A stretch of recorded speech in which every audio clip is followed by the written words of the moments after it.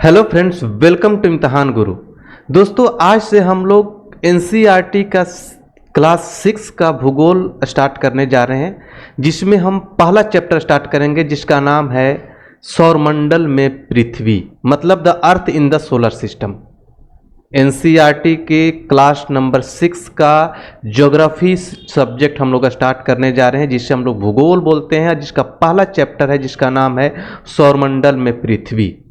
इसको हम देखेंगे, आज से स्टार्ट कर रहे हैं। अगर आप किसी गवर्नमेंट जॉब की तैयारी कर रहे हैं तो आपके लिए बहुत ही खास वीडियो है।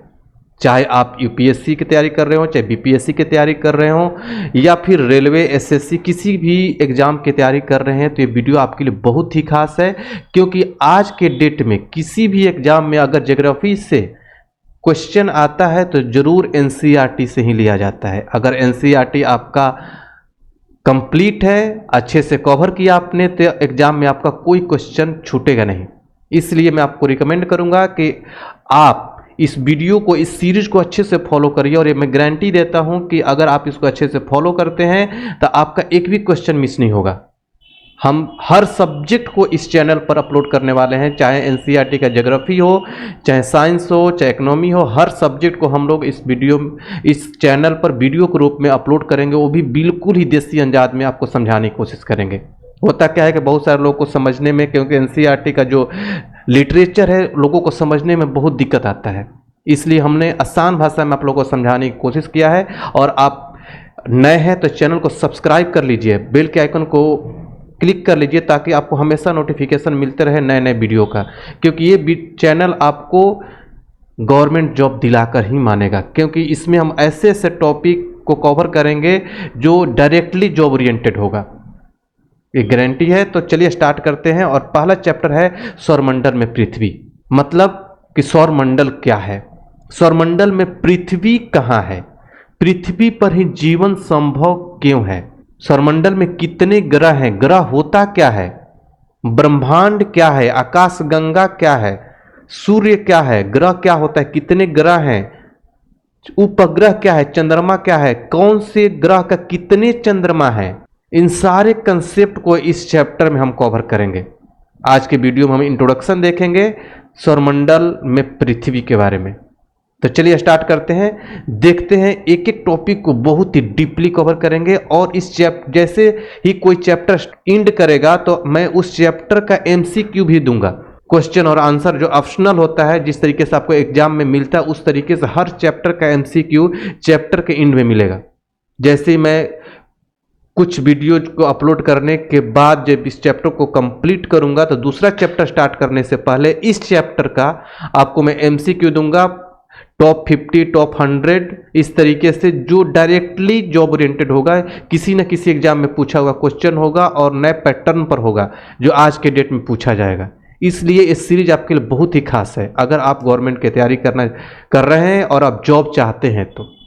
देखिए, अब स्टार्ट करते हैं। देखिए, जब भी आप शाम में घर से बाहर निकलते हैं तो आपने नोटिस किया होगा कि सूर्य जब अस्त होता है तो धीरे धीरे आकाश में अंधेरा छाने लगता है और चंद्रमा निकलने लगता है, चंद्रमा उगता है और सूरज डूबने की कोशिश कर रहा होता है, डूब रहा होता है। धीरे धीरे आसमान में पहले एक या दो चमकते बिंदु दिखते हैं, लेकिन बाद में इनकी संख्या बढ़ती जाती है, आप इनकी गणना तक नहीं कर सकते। संपूर्ण आकाश छोटी छोटी चमकदार वस्तुओं से भर जाता है, जिनमें से कुछ चमकीले होते हैं एवं कुछ धुंधले होते हैं। ऐसा प्रतीत होता है मानो आकाश में हीरे जड़े हों। ऐसा आपने नोटिस किया होगा, शाम का समय जब सूर्य अस्त हो रहा होता है तो कभी कभी दोनों चीजें एक साथ आपको दिख जाता है, सूर्य का अस्त होना और चंद्रमा को उदय होना, चंद्रमा का निकलना। तो चलिए मैं इस चीज को और भी डीपली समझाता हूं कि ये होता कैसे। क्या सचमुच में सूरज डूबता है कहीं समुद्र में जाकर? नहीं, सूर्य अपने जगह पर ही रहता है, पृथ्वी घूमती रहती है। देखिए, जब शाम के समय में सूर्य अस्त होता है तो देखते हैं कि धीरे धीरे आकाश का लाइट कम होते जाता है और आकाश काला होता चला जाता है और चंद्रमा निकलने लगता है। चंद्रमा के निकलते ही कुछ देर बाद आप देखते हैं कि आकाश बिल्कुल ही काला हो जाता है और बहुत सारे तारे आपको आकाश में दिखाई देने लगते हैं। कुछ इस तरीके से बहुत सारे तारे आपके आकाश में दिखाई देने लगते हैं। तो ये होता कैसे है? कभी आपने नोटिस किया कि क्या चंद्रमा कहाँ से आ गया आकाश में, जब सूर्य होता है तो चंद्रमा और तारे क्यों नहीं दिखाई देते, जब तारे और चंद्रमा दिखाई देते तो सूर्य क्यों नहीं दिखाई देता, सूर्य क्या सचमुच में कहीं समुद्र में डूबता है? नहीं, ऐसा नहीं है। सूर्य जो है अपनी जगह पर स्थित है, पृथ्वी जो है सूर्य की परिक्रमा करती है और पृथ्वी अपने अक्ष पर भी घूर्णन करती है, मतलब घूमते रहती है। देखिए, पृथ्वी कुछ इस तरीके से घूर्णन करती है और पृथ्वी के चारों तरफ चंद्रमा, जो चंद्रमा पृथ्वी का उपग्रह, वो भी घूर्णन करते रहता है। ठीक है, पृथ्वी अपने अक्ष पर घूमते हुए सूर्य की भी परिक्रमा करती है।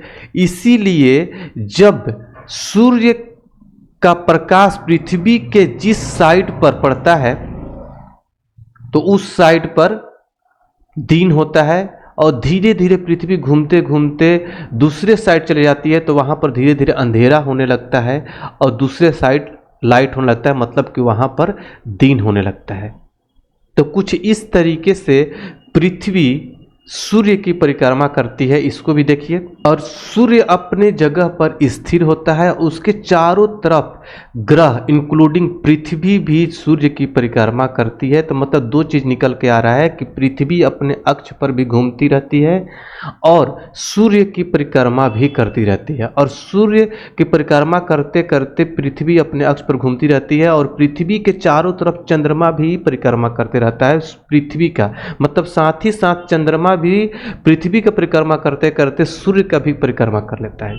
क्योंकि पृथ्वी अगर परिक्रमा कर रही है तो साथ साथ जब चंद्रमा भी पृथ्वी का परिक्रमा कर रहा है तो भी साथ ही साथ सूर्य का भी परिक्रमा कर लेता है। तो इस तरीके से हमारा सौरमंडल बनता है। सौरमंडल में मतलब सूर्य सौर परिवार का मुखिया है, उसके चारों तरफ ये ग्रह परिक्रमा कर रहे हैं। तो इन सारे चीज़ों को हमें इस चैप्टर में कंप्लीट कवर करना है कि कौन कौन से ग्रह हैं, कितना टाइम लेते हैं सूर्य के परिक्रमा करने में और अपने अक्ष पर घूमने में कितना टाइम लेते हैं, और ग्रह होता क्या, ग्रह बनते कैसे हैं, सूर्य क्या है, तारा है तो तारा होता क्या है, क्या सूर्य की तरह और भी बहुत सारे तारे हैं। इन सारे चीज़ों को हम लोग डीपली कवर करेंगे इस चैप्टर में। सूर्य से किस ग्रह की दूरी कितनी है, कौन से ग्रह पर जीवन संभव है और क्यों है, इन सारे चीज़ों को हम लोग देखेंगे।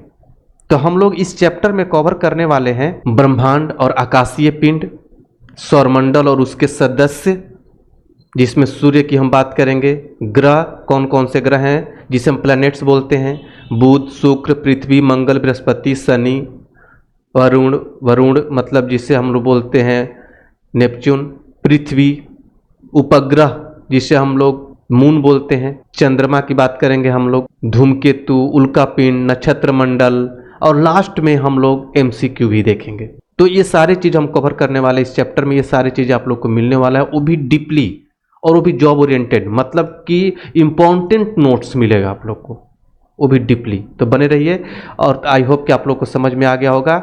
ये वीडियो इंट्रोडक्शन पार्ट का था। अगले वीडियो में हम लोग अगले पॉइंट के साथ मिलेंगे इसी चैप्टर में। तो चलिए मिलते हैं अगले वीडियो में, तब तक के लिए थैंक यू सो मच।